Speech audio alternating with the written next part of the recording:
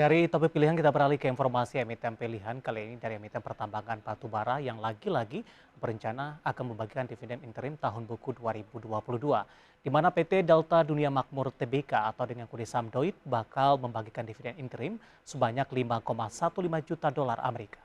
Kalau menggunakan kurs $1 di 15.619 per dolar Amerika Serikat, nilainya mencapai 80,4 miliar rupiah.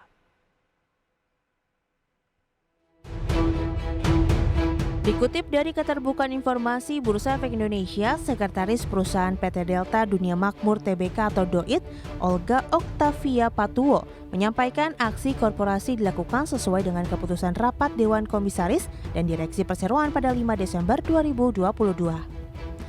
Pembagian dividen ini mengacu pada posisi keuangan DOIT per 30 September 2022. Adapun laba bersih yang dapat diatribusikan kepada entitas induk DOIT mencapai 20,58 juta dolar Amerika. Kemudian DOIT punya saldo laba ditahan yang tidak dibatasi penggunaannya sejumlah 90,92 juta dolar Amerika. Lalu total ekuitas emiten DOIT mencapai 254,06 juta dolar Amerika per 30 September 2022. Dari sisi top line, DOIT membukukan pendapatan bersih sebesar 1,14 miliar dolar Amerika sampai dengan kuartal 3 2022. Capaian tersebut melesat 92,5% secara tahunan dari 596,74 juta dolar Amerika. Berikut jadwal pembagian dividen interim DOIT tahun buku 2022. Jum dividen interim di pasar reguler dan negosiasi di 15 Desember 2022, ex dividen interim di pasar reguler dan negosiasi 16 Desember 2022, tanggal pencatatan atau recording date 19 Desember 2022, jum dividen interim di pasar tunai 19 Desember 2022, ex dividen interim di pasar tunai 20 Desember 2022, dan tanggal pembayaran dividen interim 30 Desember 2022. Berbagai sumber IDX Channel.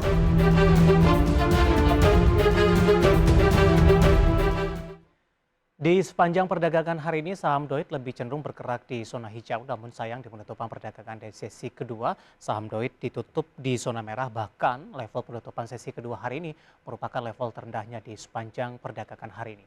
Dapat Anda saksikan juga di layar televisi Anda pemirsa pergerakan intraday tradingnya untuk saham DOIT dibuka di sesi pertama pada pagi tadi di level 340, kemudian mengalami pelemahan yang cukup dalam ke 326 dan DOIT sempat menyentuh ke zona merah dengan menyentuh ke level terendahnya di sepanjang perdagangan hari ini di 320.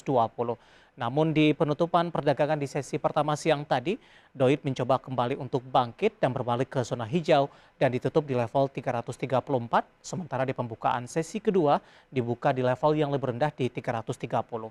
Namun posisi ini lagi-lagi tidak mampu dipertahankan oleh DOIT karena di menit-menit penutupan perdagangan di sesi kedua, DOIT kembali berbalik arah ke zona merah dan ditutup di level 322 dengan melemah di 1,23% di sesi kedua hari ini.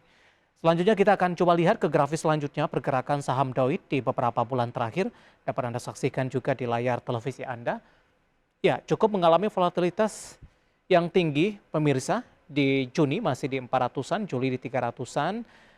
Mulai dari perdagangan Juni sampai dengan Desember, ini rata-rata pergerakan DOIT bergerak di atas level 300-an dengan level tertinggi dalam 6 bulan terakhir ada di 442.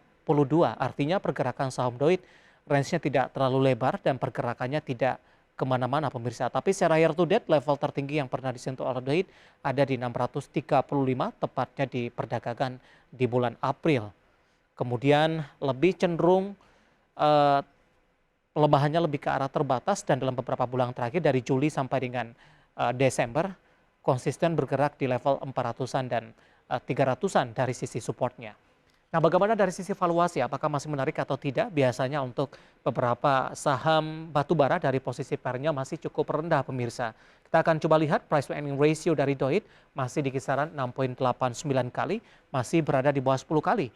PSR-nya di 0,12 kali, PBV-nya di kisaran di 0,74 kali, dan PCFR di kisaran di 0,18 kali. Kombinasi secara fundamental, teknikal, dan juga dari sisi valuasi. Dan semoga bisa menjadi salah satu referensi untuk Anda.